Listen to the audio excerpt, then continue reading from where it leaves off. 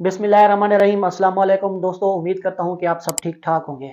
दोस्तों, आजकल जो है फ़लस्तीन और इसराइल की जो जंग चल रही है, इसके बारे में डॉक्टर इसरार साहब ने बहुत पहले ही पेशगोई कर दी थी और उसने ये बताया था कि जो तीसरी जंग अजीम शुरू होगी तो वो मगरब वाली साइड से या मुसलमानों का जो किबला अव्वल है वहाँ से शुरू होगी। तो दोस्तों, इसका जो है आज आपको रिज़ल्ट देखने को मिल रहा है, जैसे कि इसराइल और फ़लस्तीन के दरमियान जंग शुरू हो गई है।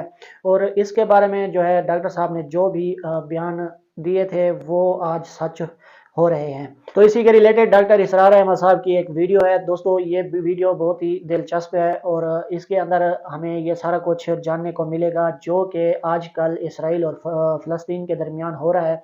तो आइए दोस्तों, इस वीडियो को देखते हैं। लेकिन इससे पहले आप दोस्तों से एक छोटी सी रिक्वेस्ट है कि अगर आप चैनल के ऊपर न्यू आए हैं तो चैनल को सब्सक्राइब कर दें, वीडियो को लाइक कर दें और घंटी के निशान को भी दबा दें ताकि इस तरह की वीडियोस रोजाना आप दोस्तों तक पहुंचती रहे। अल्लाह आलम, ये सारी बातें मैं कह रहा हूं मेरे गुमान है। कैसे होगा कि इतनी बड़ी ताकत एटॉमिक पावर्स के मुकाबले में मुसलमान दोबारा मैदान में आकर और जीतते चले जाए। मेरा गुमान ये है, वल्लाहु आलम, इस पूरे मामले का सारा जो है एरीना जो है वो है मिडल ईस्ट,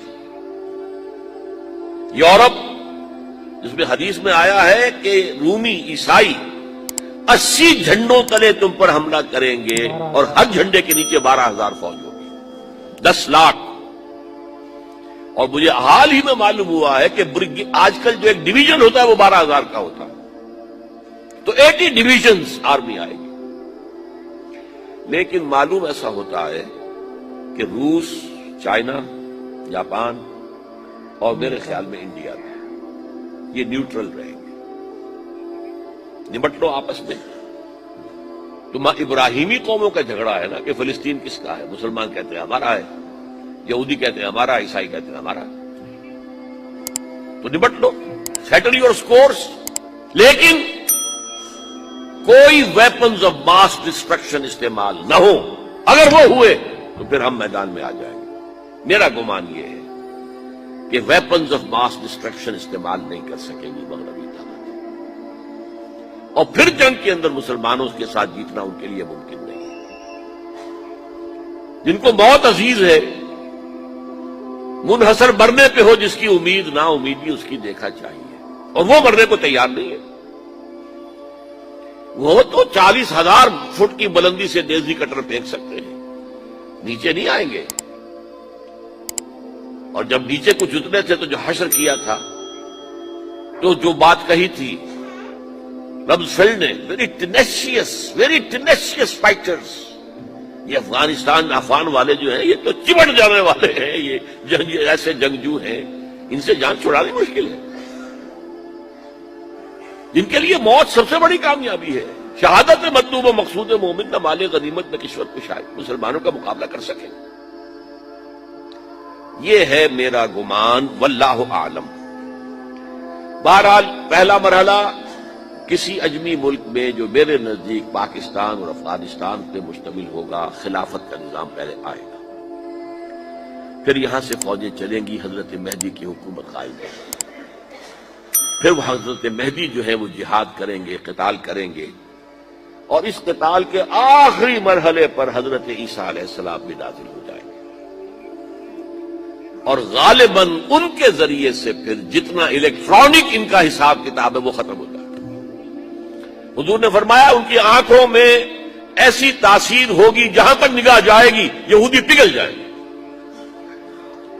कोई बहुत बड़ा लेजर होगा।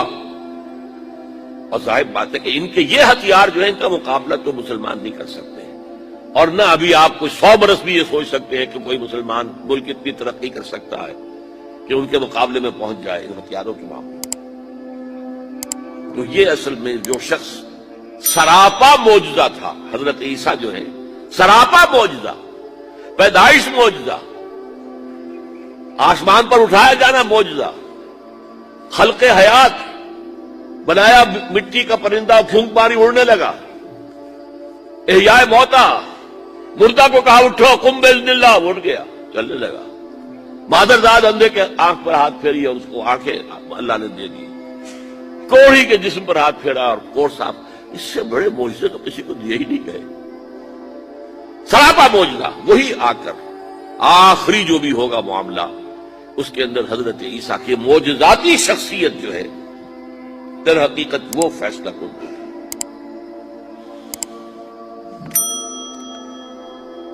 मेरे नजदीक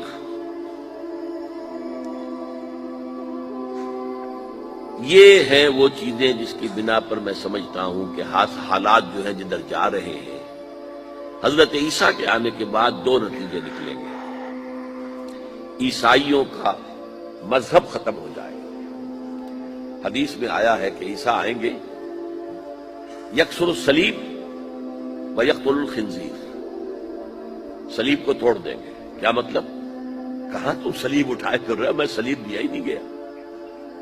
ये सब तुम्हारा एक मनगढ़ंत किस्सा है। मुझे तो अल्लाह ने पहले ही उठा लिया था। वमा क़तलूहु वमा सलबूहु, सलीब ही पर खड़ी हुई है ईसाइयत सारी की सारी। और खिंजीर को कत्ल कर दी। खिंजीर तुमने कैसे हलाल कर लिया अपने लिए? कभी इस्लामी शरीयत के अंदर मूसा की शरीयत में हराम था, वही मूसा की शरीयत में तुम्हें देकर गया था। Don't think I have come to destroy law, ये लॉ तुम पर नाफिज रहेगा। गोया के ईसाई मजहब खत्म होकर इस्लाम में मुदखल हो जाएगा। यहूदी एक एक खत्म कर दिया जाए। यहूदी क्यों इस अंजाम के मुस्तहिक हैं? अल्लाह का पुराना कायदा चला आ रहा है, जिस कौम की तरफ किसी रसूल को भेजा, अगर कौम ने बहैसियत मजमूई रसूल का इनकार किया, वो हलाक कर दी गई। कौम नूह हलाक हुई या नहीं? कौम हूद, आद हलाक हुई या नहीं? कौम समूद जिनकी तरफ हजरत सालेह भेजे गए, कौम शुएब,